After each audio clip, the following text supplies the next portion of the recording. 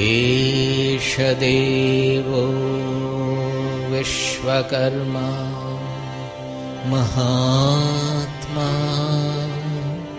सदा जनानां हृदये सन्निविष्टः। स्वराज्य साम्राज्य विभूतिरेषा भवत्कृपा श्रीमहिमप्रसादात् प्राप्ता मया श्रीगुरवे महात्मने। नमो नमस्तेस्तु पुनर्नमोस्तु। नमो नमस्तेस्तु पुनर्नमोस्तु। नमो नमस्तेस्तु पुनर्नमोस्तु। नमस्तस्मै सदैकस्मै कस्मै चिन्महसे नमः। यदेतद्विश्वरूपेण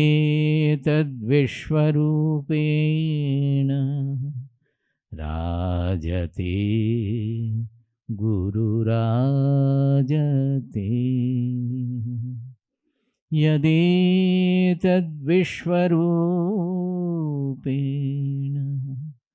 राजते गुरुराजते। Hari Om Tat Sat. See, in our country now we have lot of strife from a basic misunderstanding which was not there in our country. But being under foreign rule for a long time, particularly under the British rule, because as long as we were under the Islamic rule, they tried to convert people or break temple and other institutions. They had set fire to our Nalanda also, the famous international university, where the library building was about 9 floors. It was set on fire, and the fire burned for 3 months, they say. Yuan Sang has written that. And along with that, they burned alive quite a few thousands of teachers and students. All this they did, but they did not try to torpedo our culture in a clandestine manner, what the British people did.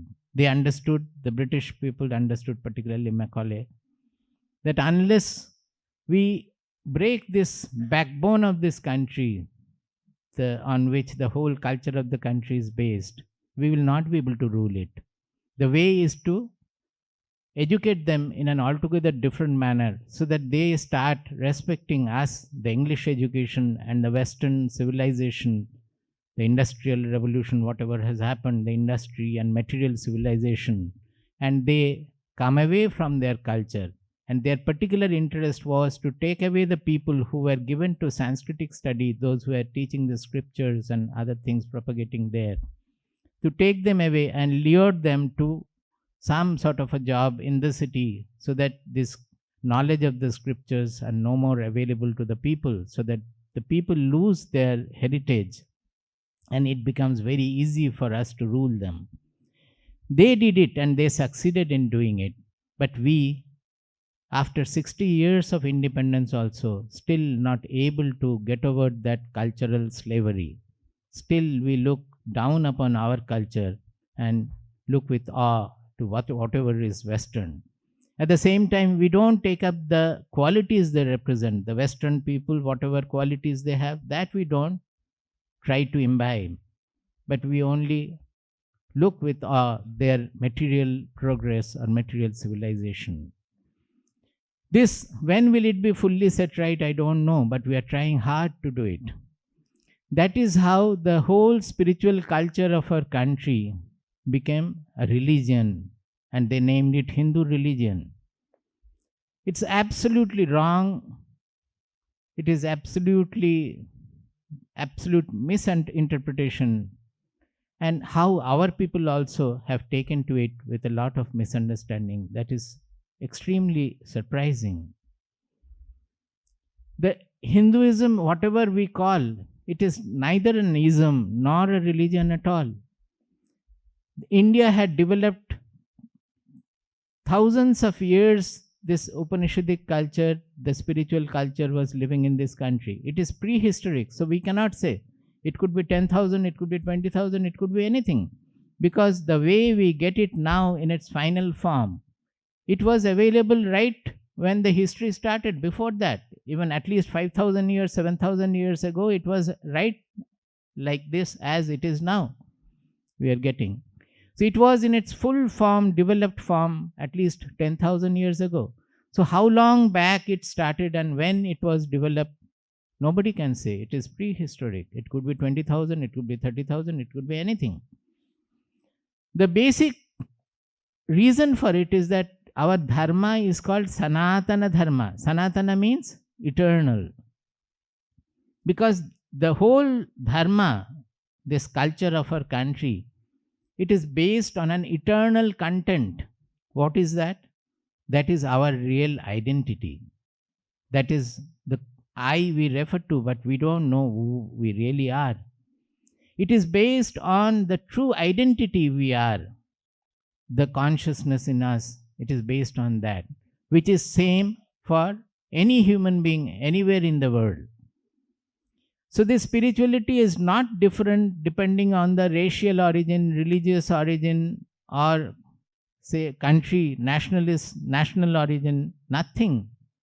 As I always say that if we say that physics, chemistry, mathematics, they are British or they are American or they are Christian, and we keep them away, who will be the loser? Do they depend on where they have originated, that they have originated from England or America or Russia? Does it depend on that? It is equal and same for everybody anywhere in the world because they are the truth of nature. Like that, in our country, our rishis, whom we call the scientists, the ancient scientists of our country, but a little difference is there. They were the subjective scientists. Instead of looking into and finding out the objective truth or objective discoveries, they investigated into our own subject, our own personality, and through that they landed upon the ultimate truth, which solves both the quest of objective and subjective doubts. So these rishis, the scientists of our country, they analyzed and they found out the ultimate solution of human life does not depend on any material gain. However much we may have material gains, we may know the world, the problem of our mind, the problems of our mind, of our personality will never be solved. So they went looking within and found out the truth about our identity.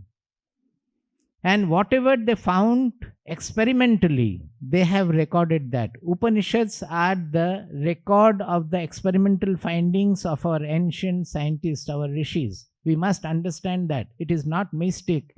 It is nothing to do with any mystic surmise or anything, theory or anything. They are experimentally observed truths.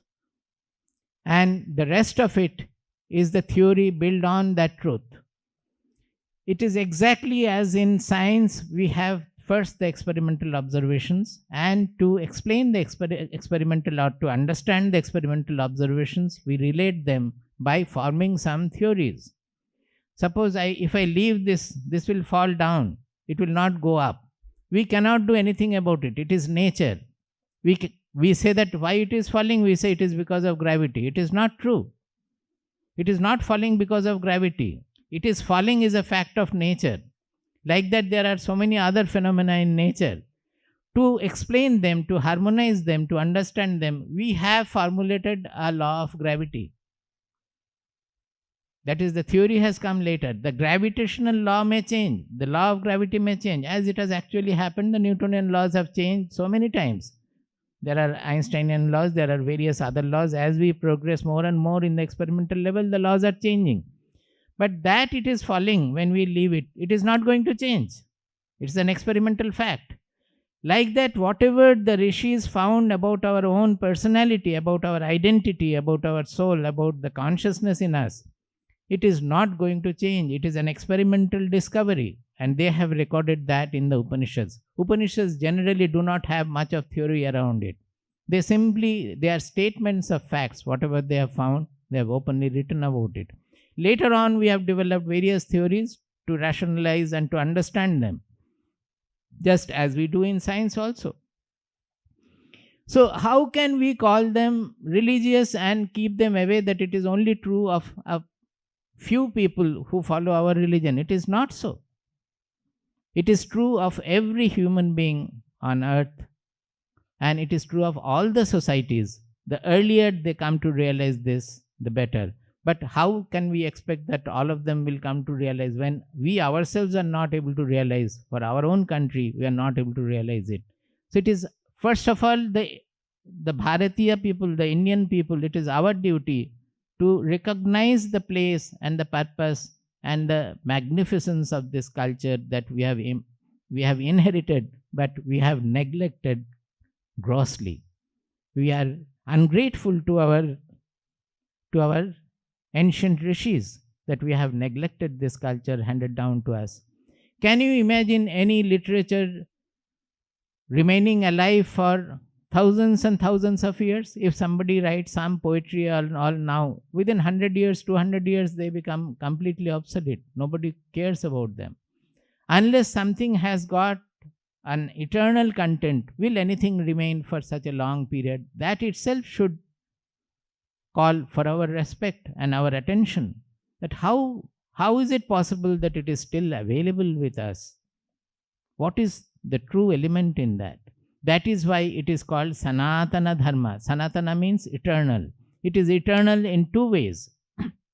One is that it is based on this eternal content which will never change.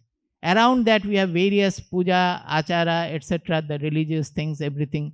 They are all based on this Sanatana Dharma, but they will undergo change. There are various social customs, social rules, which are in the Samhitas. The Samhitas also will change from time to time. There had been so many Samhitas. Now we have our constitution. The present Samhita is our constitution.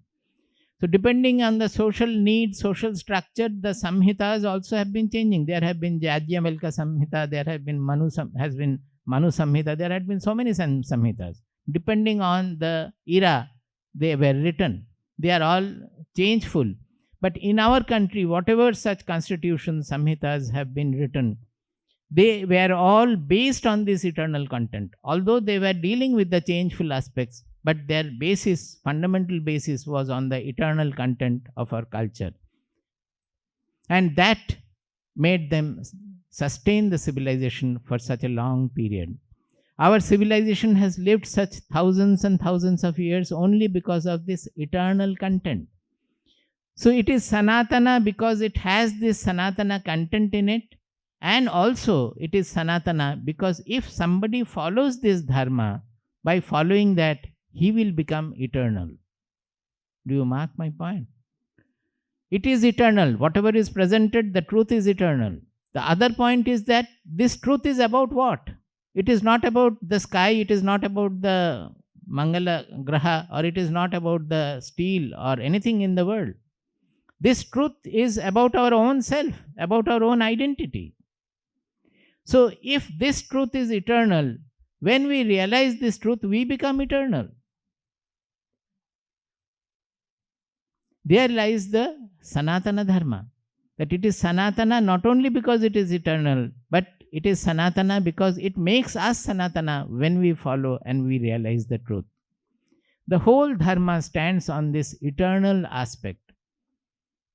Now, we are supposed to talk about Bhagavad Gita as an eternal science, as a universal science.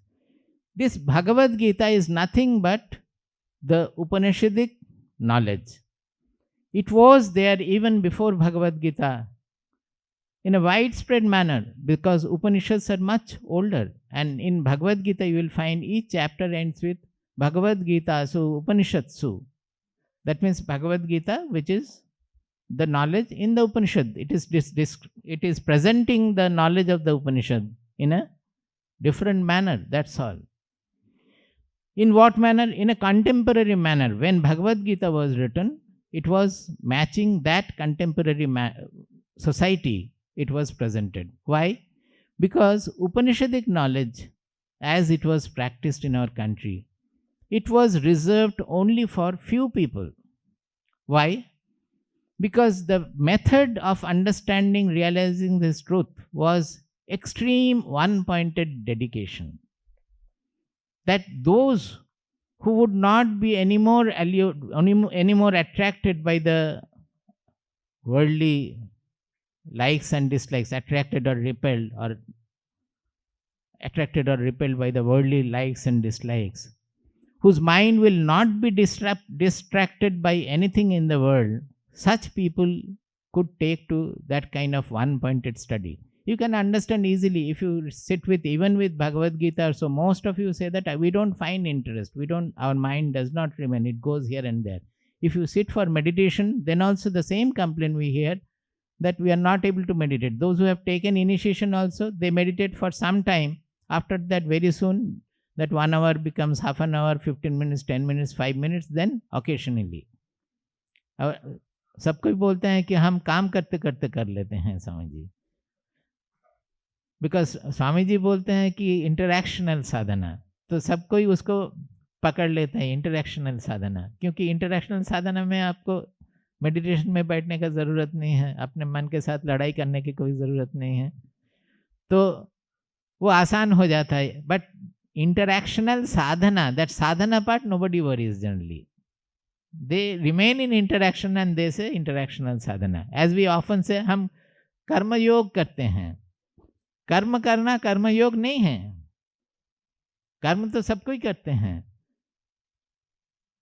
कर्म जो योगी, those who do the actions, perform the actions with the yogic attitude, जिनके मन में वो योग की भावना जगी रहती है, उसके साथ जो कर्म करते हैं वो कर्मयोग बनता है. कर्म करना कर्मयोग नहीं है. कर्म नहीं करके भी हम कर्मयोग कर सकते हैं. Because if we understand the karma yoga Bhagavad Gita, that सिद्ध सिद्ध्यो समो भूत्वा समत्वम योग उच्यते. I think it is 2.49 or so, second chapter. It is the definition of yoga in Bhagavad Gita. We say Bhagavad Gita is Karma Yoga. It is not Karma Yoga. Bhagavad Gita is a great synthesis of the entire Indian culture. Not only religion, it's an entire Indian culture. It's a synthetic presentation of that great synthesis of the culture. Anyway, the main yoga that is spoken of in Bhagavad Gita is the Samatva Yoga, we say. That is the Karma Yoga. Samatva Yoga is सिद्ध सिद्ध्यो समो भूत्वा समत्वम योग उच्यते. योग उच्यते. Yoga is defined as samatva. What is that samatva? The keeping the evenness in siddhi and asiddhi. That means in success and failure. Keeping the mind even-minded. That means making the mind ready to accept whatever comes, whether it is success or failure or a mixture of the two. The mind should be ready to accept that. Now, if we, without doing karma also, even while studying Bhagavad Gita also, if we prepare our mind, if we culture our mind to keep in that evenness, to imbue evenness to the mind, then I am doing karma yoga without doing karma also. This is something we should understand. Whereas while doing lot of karma, I may be engaged in Herculean task, but while doing it, I am not aware of this evenness of the mind. I am not caring for the evenness of the mind. I am doing it egoistically. I am doing it when if there is success, I am great. I boast. I become very egoistic. I become very happy. If there is failure, I become depressed. And I am not worried about that mindset. We are going on doing karma egoistically. Then it is not called karma yoga at all. It is only karma, not yoga. So, that Bhagavad Gita, in Upanishadic Vidya, we call it Kevala Jnana Nishtha. That is exclusive knowledge pursuit. That was there in our country from prehistoric time. We don't know how long it was there. There, the purpose was to completely dedicate our mind, our intelligence to Shravana, Manana, Nididhyasana. These are the three aspects of the sadhana. That means listening, first of all, listening to the truth, preferably from a knower. Because if we listen to the truth from anybody, it will not have its power. We will not imbibe its power. So, generally, Shravana means listening to the truth or even reading the truth. Reading from the scriptures also partly Shravana.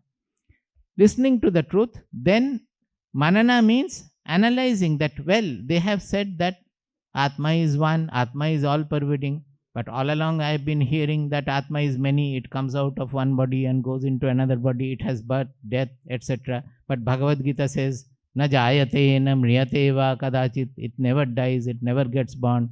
Not only that, it never is touched by anything happening in the world. Even if there is a nuclear blast, the Atma will not be touched. If there is dukkha, it is not touched by that. If there is sukha, it is not touched by that, because it is all pervading, it cannot move. Then what is this Atma they are talking about? This is called Manana, to try to analyze and compare with our own concepts and to understand the truth. That is called Manana. It has to be constant, that Manana has to go on constantly. When by this kind of a Manana, finally all our doubts are resolved, that we have no doubt about what the Shastras are saying, what the Guru is saying, about the truth of the soul, about the Brahman, we have no doubt at all from the intelligence. No doubt is raised by the intelligence. Then the part of Manana is over. Manana attains its fruition. Then comes Nididhyasana. Once the mind does not have any doubt about the truth, then the mind, because this truth is all pervading one, the whole world is appearing in the truth, our mind remains constantly in that truth. We say Taila Dharavat. That means if you pour water, it gets split into droplets. And if you pour oil, then it flows in a single stream. So in Manana, it is like droplets, that sometimes we are thinking, sometimes we are not thinking, and there is crisscross thinking. It is effortful. But in Nididhyasana, it is effortless flow of the mind with the truth. That mind remains in the contemplation of the truth, and it is an effortless process, the maturation of which is the knowledge. Now, this is the Upanishadic pursuit which was there in our country. In Bhagavad Gita, the speciality is that we call Bhagavad Gita a revolutionary presentation of the spiritual knowledge. Why revolutionary? Because Upanishadic Vidya was applicable to only few people who can take to this kind of an exclusive Jnananishta, exclusive knowledge pursuit. It was not meant for all. Very few people will be able to take to it. Those who by birth have a certain purity, those who are not distracted by any desires of the world or hatred of the world, such people would be able to take to it. But what about others? So Bhagavad Gita presented the same goal for anybody, anywhere in the world, working in any field. Mark my word. Anybody, anywhere in the world, working in any field of action, any field of activity.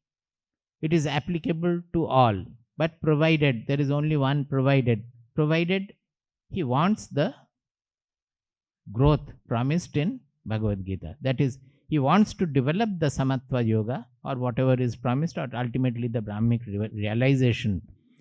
If he is interested in it, then whatever the person is doing, it does not matter at all. Bhagavad Gita says that the path is open to you. Nothing is closed for you.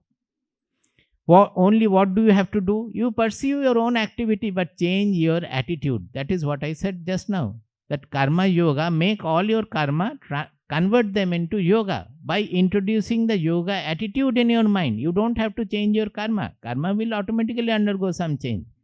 But the attitude has to be installed in your mind. The yoga attitude has to be cultivated in the mind. So whatever activities they are doing, according to the activities will depend on the nature of the people.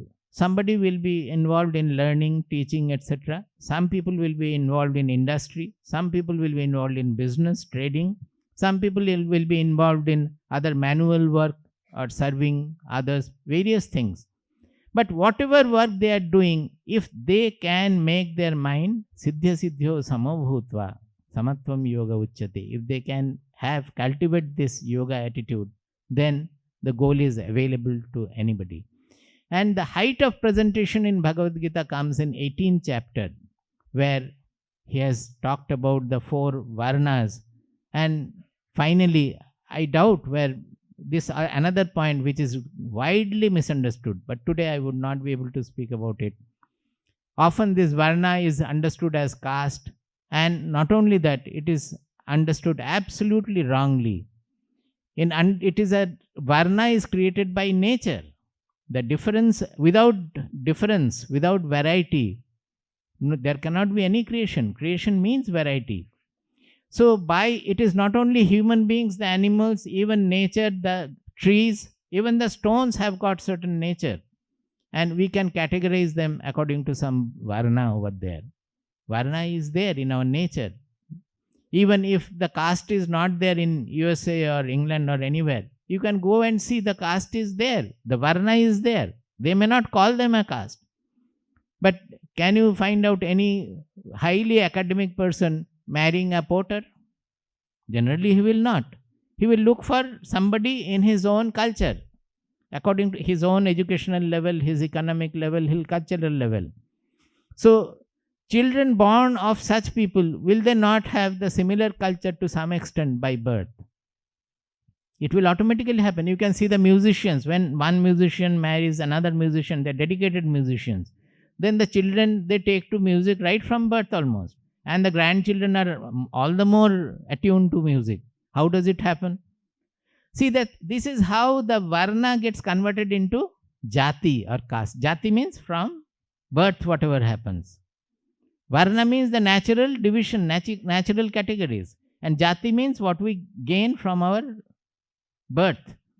So although varnas are created by nature, by our preference of similar marital relation, friendship, and so many other things, automatically it happens that a certain varnas will become prevalent in the family. Maybe there will be difference if a parent, the same couple has got 5 children. They will be different in their, partially different, but overall they will have a general uniformity also.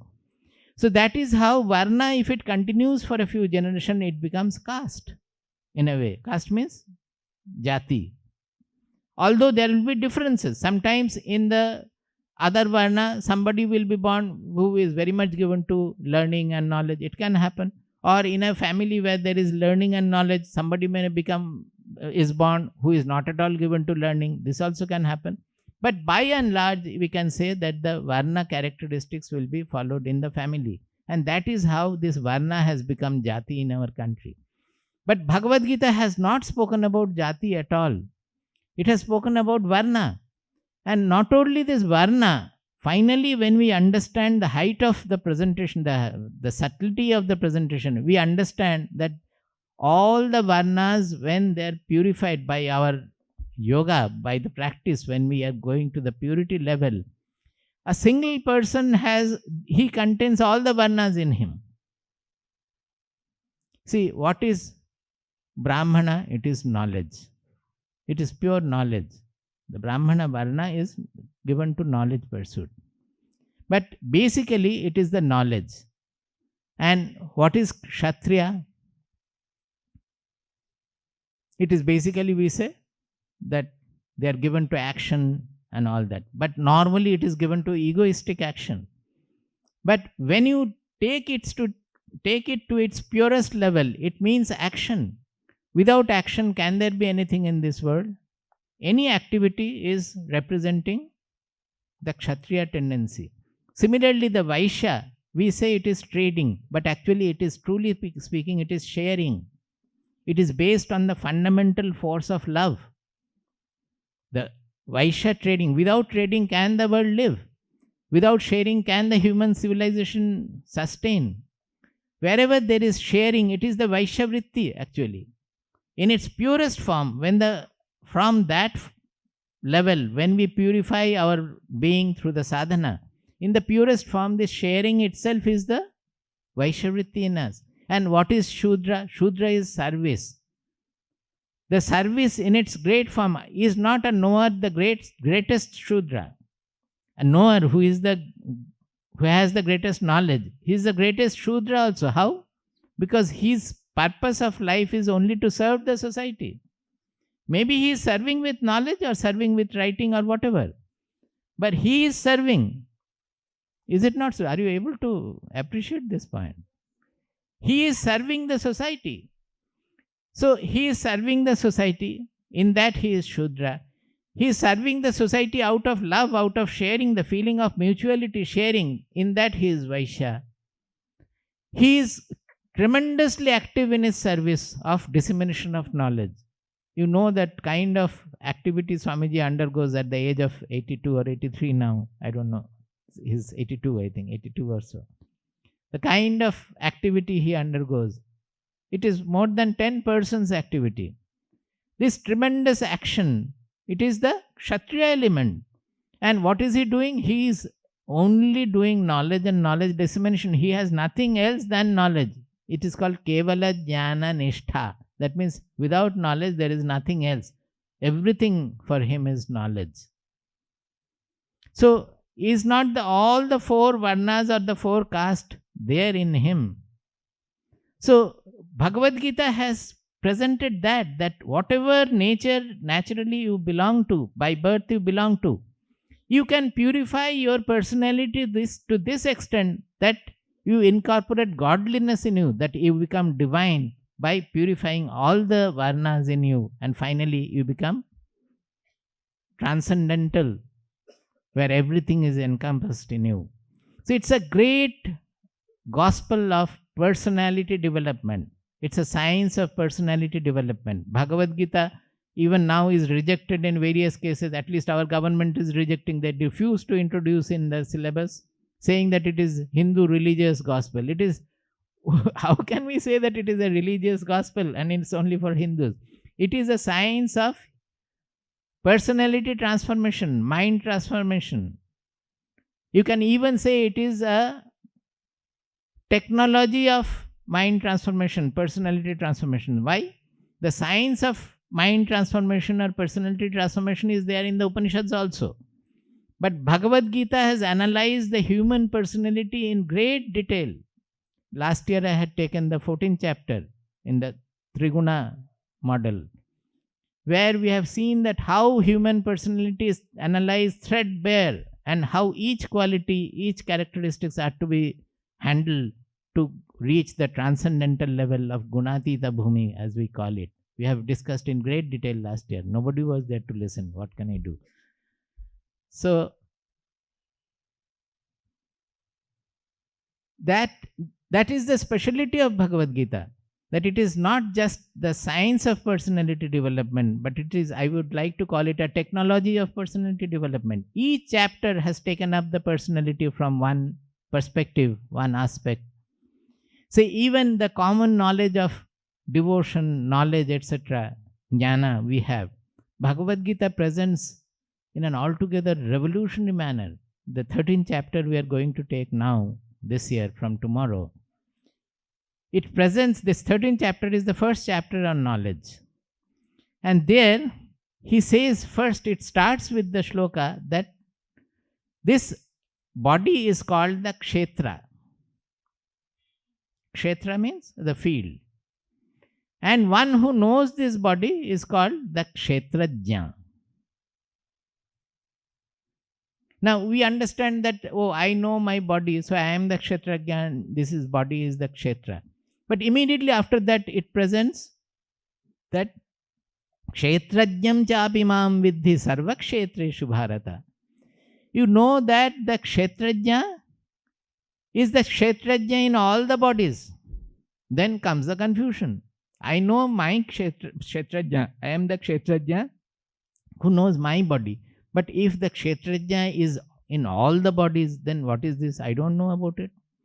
So first it has raised this doubt that we see that I know myself, but really speaking, I don't know myself. So we have to have the proper knowledge of myself. It introduced with that and said that the jnana, the knowledge, is one who knows this kshetrajna, who is the kshetrajna in all the bodies and also the kshetra. Such a jnana, knowledge is called the knowledge. It said that. But thereafter comes a few shlokas where he speaks about 20 qualities, 20 virtues of our personality, which are absolutely universal qualities, nothing to do with any religion. Anybody, anywhere in the world will be envying this quality, will be eager to have those qualities. They are the universal virtues they have enumerated. 20 such qualities he has presented and then said that etad jnanam iti proktam ajnanam yadatonyatha. This is called jnana. What is called jnana? These 20 virtues or 20 qualities of our personality. This is the speciality of Bhagavad Gita. Knowledge, we always think the knowledge is the knowledge of the soul, who am I and all that.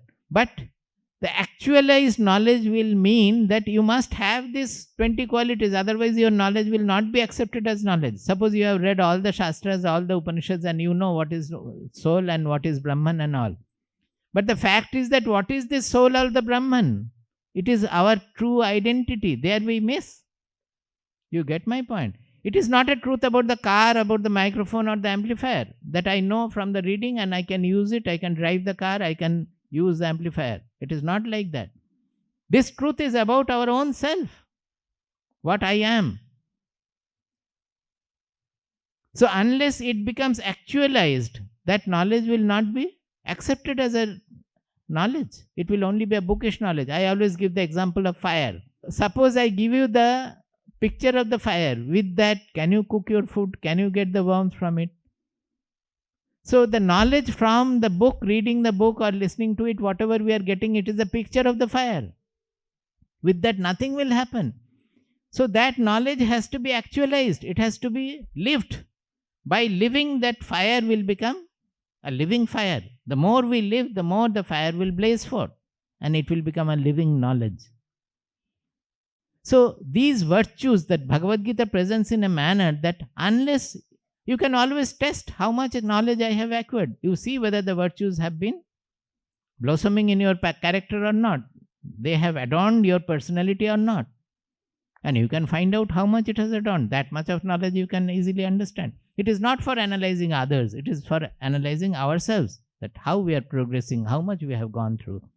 So this is the exemplary presentation of Bhagavad Gita, that it has made all the spirituality absolutely practicable to be practiced by anybody, anywhere in the world, working in any field of activity. It is not going away from the work and sitting only with the scriptures and doing Shravana, Manana, Nididhyasana for as it is for exclusive Jnana Nishtha. It is not for that. That is meant for very few. For by and large, for all, this is the knowledge to be practiced. So in Bhagavad Gita, Krishna has said that this was there in our country. The Rajas, the administrators were the main custodian of this knowledge, because without that, they would not be able to rule the country properly. They will not be able to administer justice properly. It was there with us, but at the time Krishna is, that Kurukshetra Yuddha, Krishna is saying that it has been lost because power corrupts. The kings have got corrupted, and that is why the country is suffering. At that time also it was suffering. And that is why his plan was to have the Kurukshetra war to establish a righteous rule on the earth. And again the Rajarshi rule. Rajarshi means Raja Rishi, the kings who would have the direct actualized knowledge of this truth also. That is the presentation of Bhagavad Gita. So forget about the kings who are the busiest persons in the world we can think of. It is not like today's war or so, that you sit in a room and from an air-conditioned room you operate the button for sending some drone or some nuclear bomb or missile somewhere. The Raja had to fight standing in the war field. And in that he has to be aware of the knowledge of his identity. It was that kind of a knowledge present. So without actualization of the knowledge, that knowledge cannot be had. It is divinizing every moment of our life. It is not only sitting in meditation and knowing the truth. When you come out of the meditation in active life, you have to know the truth. That is the presentation of Bhagavad Gita. In another sense, it is a book of discipline. The moment we say it is a book of discipline, you don't like it, because nobody wants to follow a discipline. Even the spiritual seekers also, they dislike discipline. Any discipline we put in the Annakshetra, they don't like to follow. Any discipline we put in the guest house, they don't like to follow. Any discipline we want to put in the ashram, for the ashram inmates, they don't like. But without discipline, can human beings live? You see, right from the beginning, suppose you had not undergone the discipline of learning the letters, learning the grammar, learning the language, would you have been able to communicate or read? Would you have got the freedom in the world of literature, the world of communication? It is only the discipline which has given us the freedom in the world of communication, in the world of literature. Similarly, the musicians, how much of discipline they undergo in the beginning. Otherwise, when they open their voice, some other, like a frog, some sound will come. It will not be the... To get the freedom into the world of ragas, how much of discipline one has to undergo? That is, only after undergoing the discipline, they get the freedom in the world of music, in the world of ragas. What about a sportsman? How much of discipline he has to undergo to have the freedom in the world of sports? So everywhere discipline is necessary. By and large, if we look into our life, we will find that we are slave to the world objects and the world situations. When I say it, you may not agree immediately, but you think about yourself. The moment your food is not all right, you lose your self-centeredness.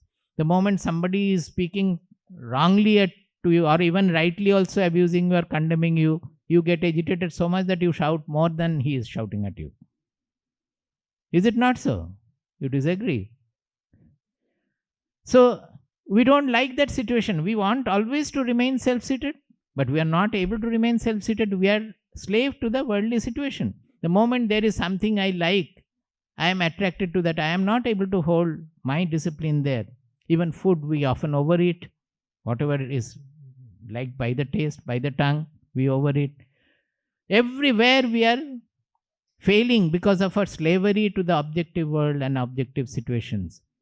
So, the entire Bhagavad Gita is a key to mastery.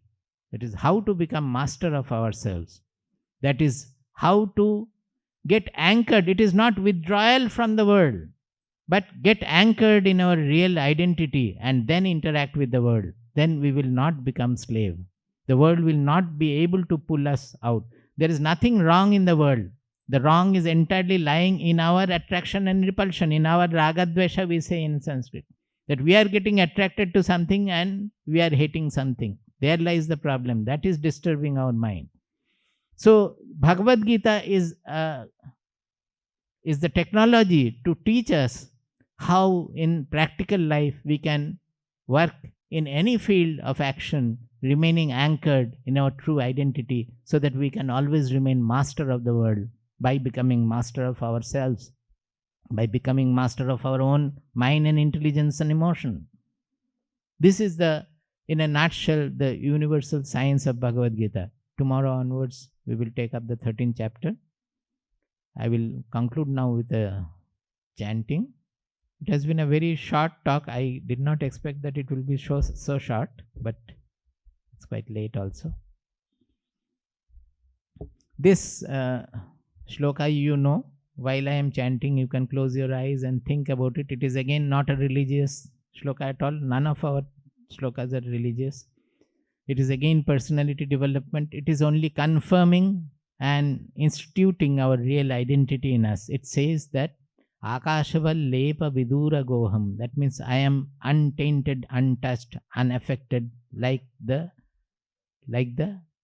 sky, or better is the space. Sky also gets affected, but better will be space. Akasha, the space. Then Adityavat bhasya vilakshanoham. That means as the sun is illuminating everything and by itself it is self-luminous, like that our real identity is the ultimate self-luminous reality. It is more than the sun, because to know the sun, that I has to be there. The consciousness has to be there to reveal the sun. But this I cannot be revealed by anything else. Our I, our own identity, it has to be self-revealed. It reveals the whole world, external world, as well as the internal world of mind, thoughts, the emotions. Everything is revealed by it, and it reveals itself. So it is the only real self-luminous identity. Aharyavan nitya vinishtaloham, like the mountain, I am unshakable, because it is all pervading. The whole universe is appearing in it. There is no question of any movement. Movement means object. The subject, we cannot have any movement at all. We cannot conceive of any movement, because whatever moves is limited, is small. It is an object. Even the concepts are object. Even the thought, the concept of God, they are also object, because they are revealed by my consciousness. So that I alone is the unmovable, unshakable truth. Then Ambodhivat para vivarjitoham. There is no limit. I am unbounded like the ocean. This is the shloka. I will chant and then come. Akashavallepaviduragoham adityavadbhasya vilakshanoham aharyavannityavinischaloham ambodhivatparavivarjitoham. Would you like to chant? Then I can chant one line, you can follow. Akashavallepaviduragoham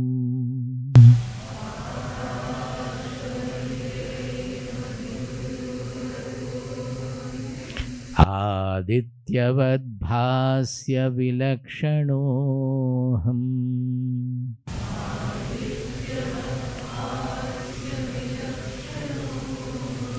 aharyavannityavinischaloham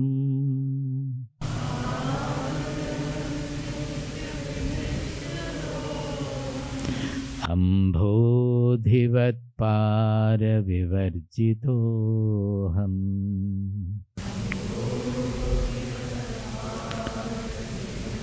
Why are you so fearful? Chant loudly. I will raise the scale. Akashavallepaviduragoham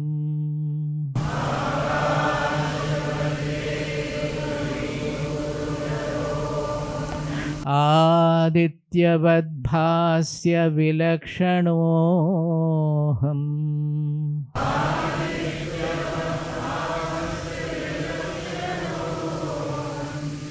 aharyavannityavinischaloham